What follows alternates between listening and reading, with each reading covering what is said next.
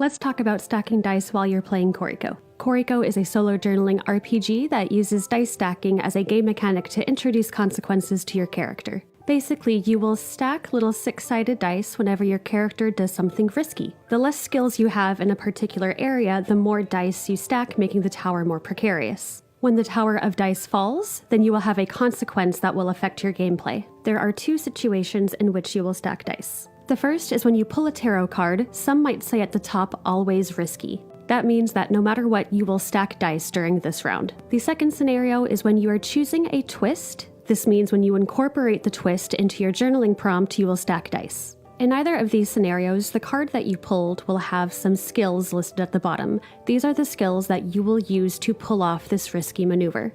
You will then choose one of those skills to use. In the rulebook, there is a table. In that table, it reads that if you have less than 3 things written down under that particular skill, you will then stack 3 dice on top of each other. If you have 3, 4, or 5 skills, you will stack 2 dice. And if you have 6 or more, you will only stack 1 die. During gameplay, you will stack the dice on top of each other, creating a tower. And you will continue to build this tower until either the chapter ends or the dice fall, which then will enact a consequence. If you manage to stack the dice without making the tower fall, that counts as a success, and your witch successfully completes whatever risky maneuver they were trying to do. You will also get to add a lesson under the skill that you chose to use. This builds your skills, making it easier to do risky maneuvers in the future. However, if the tower falls, that means that your witch failed and now has to face a consequence. What you're going to do is take the dice that have fallen off the tower. You're going to count the most common number of the dice that fell.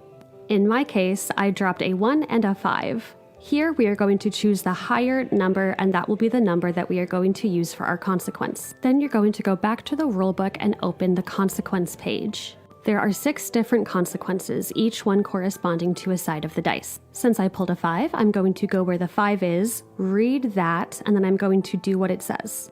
After you've completed what the consequence tells you to do, you will then clean up your dice and start over. You will also clear your tower and start over at the beginning of each chapter. And that's it. That's all you need to know about dice stacking while playing Koriko. If this sounds intriguing to you, we do have Koriko available through our website, and you should absolutely play it. It is one of my all-time favorite games. See you next time!